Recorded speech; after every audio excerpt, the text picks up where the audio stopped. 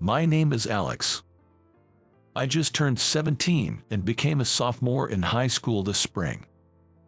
Actually, until last year, I attended a high school known for its strong football program. I started playing football in elementary school and got a sports scholarship to that high school when I was in junior high.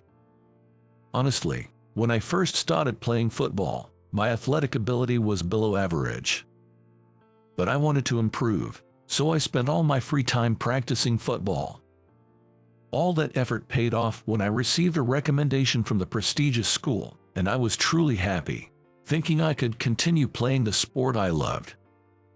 However, once I got to high school, I couldn't fit in with the football team at all.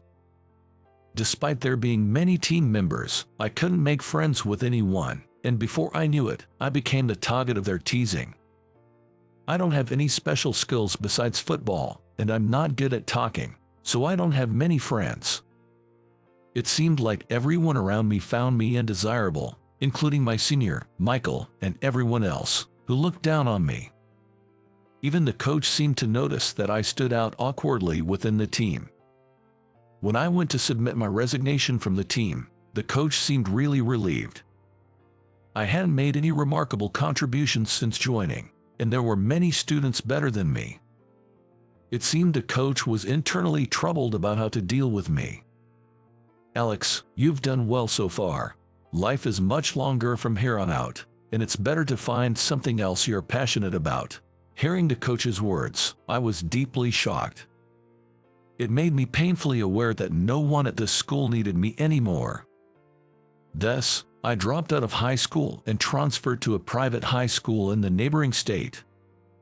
The rumor that I had gone to a prestigious school had already spread in my hometown, and the middle school teachers wouldn't look kindly upon me dropping out despite getting in through a sports scholarship. Considering that, I wanted to go as far away as possible. My grandmother lived alone in the neighboring state, so I moved in with her and started anew at the private high school. Honestly, I have no expectations for my new life. I don't plan to play football ever again, and I don't want to be hurt like that again. So, I decided to keep a low profile and just wait for the days to pass by quickly. Perhaps sensing my stance, my new classmates didn't try to involve themselves with me more than necessary. There seemed to be a few other students who had transferred for similar reasons, so I wasn't such a rare case in this school. I just hoped my days would continue to pass by peacefully. But then, an unexpected turn of events occurred in May. The entire school had a class match, and the sport, of all things, was football. Just when I thought I'd never play football again, I was bewildered but couldn't refuse to participate. Reluctantly stepping onto the field, I found myself surprisingly immersed in the game once it started. Though I was out of practice for about 3 months, my passes were accurate, and I even scored goals. I was so focused on the game that I didn't notice my surroundings, but when I did, I realized that everyone, including my class, was paying close attention to me. We won the match, leaving the opposing team, who were the favorites to win, in shock. "Alex, you're amazing. I never thought we could beat the team that was expected to win." My classmate Jordan approached me excitedly. "Oh no. I didn't expect to win against a team that was favored to win. I had planned to keep a low profile." Trying to brush it off, I said, No, it was just luck." But then I was suddenly approached from behind. "No, I can tell. Your football skills are exceptional. You must have practiced a lot, haven't you?" Turning around, I was stunned to see a breathtakingly beautiful girl. With her long hair flowing and slender legs peeking out from her tracksuit, she stood out on the field. Oh no. Being approached by such a beauty will only draw more attention to me. Unaware of my feelings, the beautiful girl continued excitedly. "I'm Johnson, the football team assistant. Alex, please, we need you to join our football team to help us rise to the top." "No, thanks. I've decided not to play football anymore." I turned my back on Johnson and dashed away. "No way. I transferred schools to get away from football, and now to be scouted for the football team. According to Jordan, whom I spoke with the next day, she's quite popular around the school. Johnson is incredibly beautiful, right? Plus, she's been demonstrating her assistant skills since middle school. Her middle school even made it to a major tournament thanks to her assistant, and our football team's advisor has high hopes for her. Wow. Since the class match incident, Jordan and I found ourselves spending time together before we knew it. Despite my intention not to make any new friends, I never expected this outcome. Jordan is very approachable and kind, which allowed me to feel a sense of comfort with a friend after a long time. However, that doesn't mean I'm considering rejoining the football team. But Johnson didn't give up and came to me almost every day, persistently inviting me to join the football team. Alex, let's play football. It's a waste for someone as talented as you not to play. During breaks, Johnson would appear in front of me, lively in her blazer. As soon as she showed up, the whole class turned their attention to us. Jordan, among others, seemed to find this interaction amusing, but I was always nervous about that. As I've explained many times, I'm not interested in playing football. The class match was just a fluke. It wasn't a fluke. Wow. She suddenly got close, making my heart beat faster. Her sweet, feminine scent drifted towards me, drawing me in. For me, who had been focused solely on football, with no interaction with girls, Johnson's forward approach was overwhelmingly stimulating. Yet, oblivious to my feelings, she continued to argue her point with her big eyes fixed on me. Besides, Alex, with some adjustments to your form, your skills could improve significantly. Our school's coach has a sports trainer qualification and is knowledgeable about such things. I was somewhat interested in this. The high school I had attended was more about brute force, with little regard for efficient training. A tailored approach to training and form could indeed lead to more effective improvement. Still, I couldn't bring myself to agree. Sorry, but I'm not interested. My voice came out colder than I intended. What? Johnson seemed to sense my coldness, showing a fleeting expression of sadness. For some reason, that made my heart ache. What was that about? What was that just now? But at that moment, the bell signaling the end of break rang, and Johnson, too, finally headed back to her own classroom. Noticing something was off, Jordan approached me with concern. Alex, are you okay? You seem a bit off. It's nothing. I felt guilty for hurting her feelings. Yet, in an attempt to justify myself, I came up with various excuses in my head. Johnson must be scouting me for her own benefit. Her reputation would rise if her managed team made it to a big tournament. Any guy would probably listen to such a beautiful girl's request.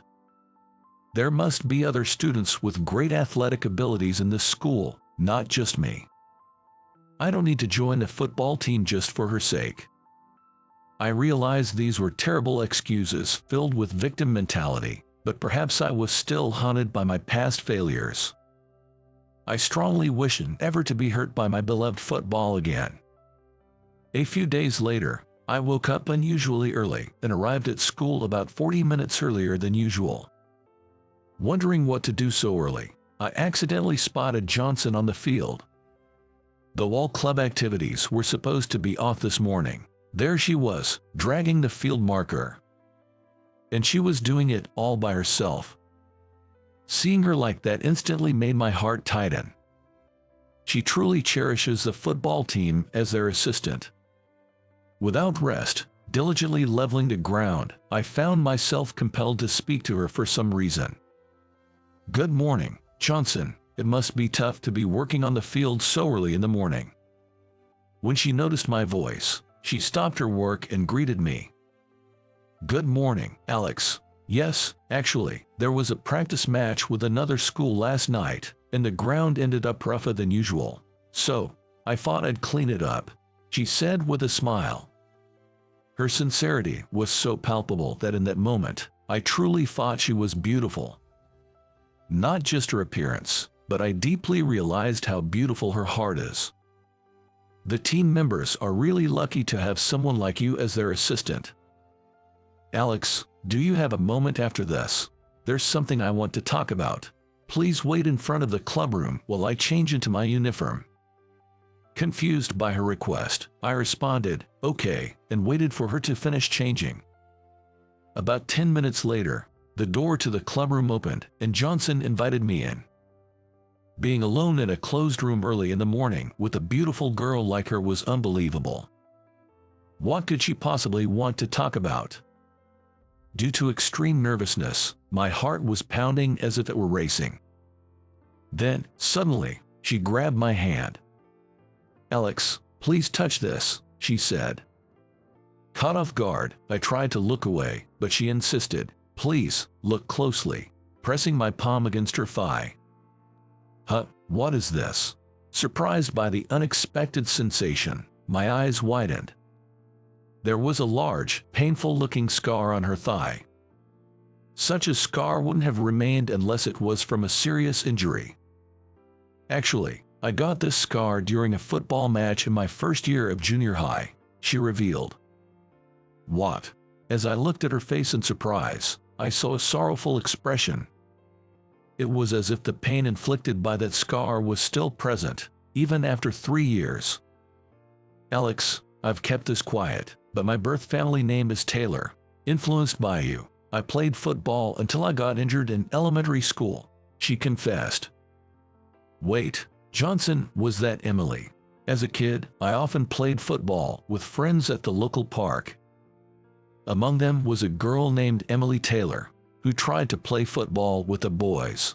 However, the boys disliked her presence.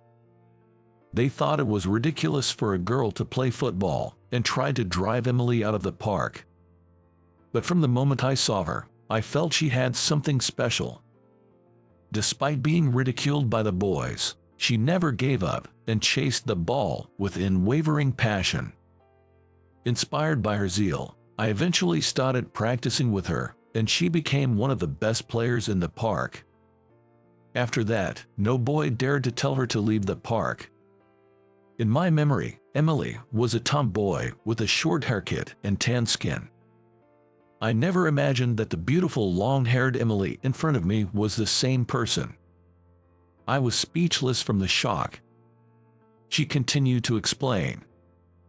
After my parents divorced, I had to move away and couldn't say goodbye properly to you, Alex. But not a single day has passed when I haven't thought about you. Meeting you made me dedicate myself to football as a player until the day I got injured. Emily. I found myself calling her Emily just like in those days. So that was the reason she suddenly stopped coming to the park. When I got injured, I was devastated, thinking I could never play football again. As Emily spoke, her shoulders trembled, conveying her deep anguish. But I still love football. Becoming an assistant has given me a new purpose in life. Being involved with football in this way, and meeting you again, Alex, has made me incredibly happy, she said, her eyes brimming with tears, looking straight at me. Ah, how shallow I had been. Unlike Emily, even now, I could fully commit to football whenever I chose to. I was using my painful memory as an excuse to run away from football. Yet Emily, despite being physically and emotionally wounded, rebounded with a strong spirit and continued to love football. Losing to a younger girl like this, I was an incredible coward. But I believe I can still make a fresh start. Emily, thank you. I've come to realize my own feelings. I want to play football too. Alex, I'm so happy. It's been truly worthwhile being the assistant up until this day. Saying this, Emily finally showed me a smile, even as tears fell. The moment I saw her smile, my heart felt lighter. I want to protect this smile. I want to face football with all my heart again. That was the moment I truly realized this. Afterward, I officially joined a football team and started practicing with the other members. Thanks to Emily, the team's mood maker. The atmosphere within the club was excellent, and I quickly became part of the team. The coach was certainly strict, but he cared deeply for every team member and used his trainer qualifications to provide appropriate guidance. With the coach's instruction and Emily's support, the team members steadily improved and managed to win the city tournament. Next, we aim to compete in the state tournament. Let's eat. As I was energetically eating breakfast before going to school, my grandmother opened her mouth with a smile. "It's really good to see Alex so energetic. You truly come alive when you're playing football." My grandmother had been worried about me, so it was great to finally put her mind at ease. The reason I can enjoy my days like this is all thanks to Emily. "Thank you, Grandma. I'm really blessed." After saying, "That was very good breakfast," I dashed off to school. I wanted to play football, even if just for a moment.